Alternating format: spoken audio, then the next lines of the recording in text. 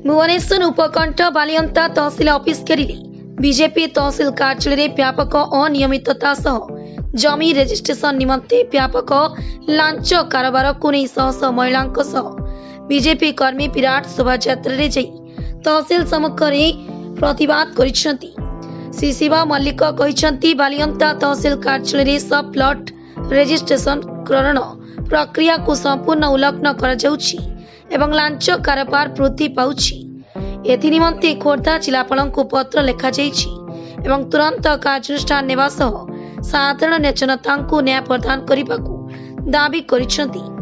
नचेत आगामी दिन में आंदोलन माध्यम तहसील कार्यालय को संपूर्ण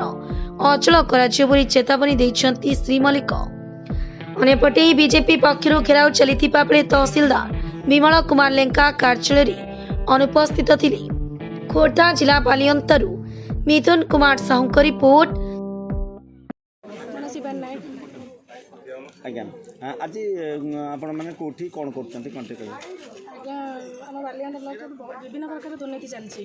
दुर्नीति जड़े जदि सर्टिफिकेट आप्लाय कला 6 मास गड़े दौरान लांच तो प्रचुर परिमाण लांच नहीं जाऊँगी गोटे साधारण लोक जदि जड़े रेस्ट करने जाऊँगी बिना लांच रेस्ट हो पारुनी किए कर सर्वे दाबी कौन आप दाबी रही रोकठोक करा गोटे साधारण जीवन बीतौ जमी कि साधारण लोक गोटे साधारण जीवन बीतौ कारण समस्त पाखे पैसार असुविधा अभाव तो लगी रही ना ता भर भी एमने एमती भ्रष्टाचार कर लोक तार शोषण विभिन्न प्रकार शोषण आगामी दिन कौन कर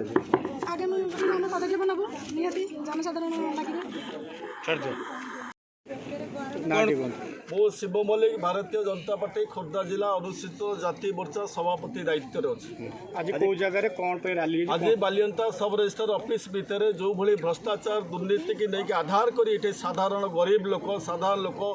निरीह लोक जो भली शिकार होती भ्रष्टाचार दुर्नीति तार प्रतिवाद में आज बालियंता तहसीलदार सब रजिस्टर ऑफिस के आम आज अचल कर दिया बीजेपी तरफ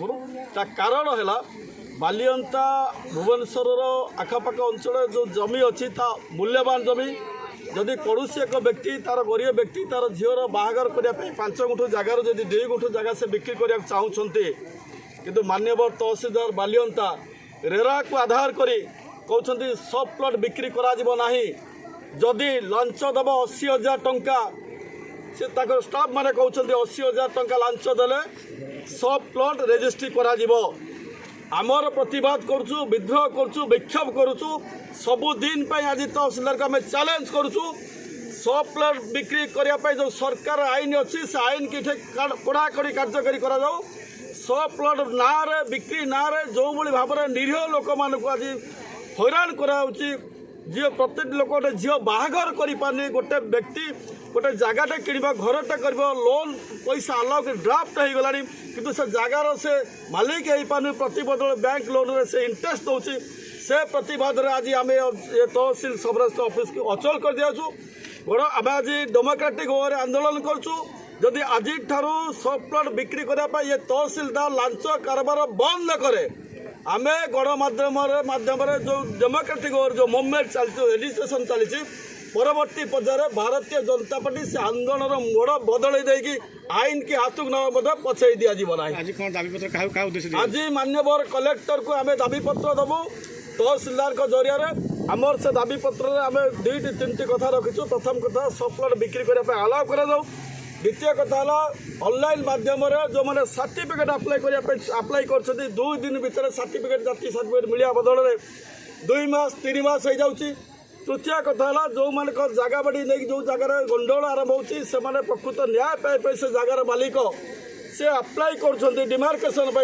डिमार्केशन पैसा देके अप्लाई कर सारापर 6 मास 7 मास आंखर अमीन ना समय ना विभिन्न कथा कहीकि से डिमार्केशन बातिल कर प्रत्यक्ष भाव में परोक्ष भाव में ये अंचल जगह बाड़ी की नहीं रक्ताक्त संघर्ष ये अंचल लोक मैंने मृत्यु मुखर पड़तु जेल जातु से डिमार्केशन को अलाउ करूना ये विभिन्न कथा नहीं कि आज आंदोलन कराई। धन्यवाद। आगे कहे वरिष्ठ कार्यकर्ता आज क्या पक्षर कौटी कौन कर आज भारतीय जनता पार्टी तरफ आमर जयदेवपुर बालीपाटना बालियंता ब्लॉक तरफ साधारण कार्यकर्ता भारतीय जनता पार्टी समस्त कार्यकर्ता आम जो तहसिल दुर्नीति बा सब रजिस्टर दुर्नीति विरुद्ध में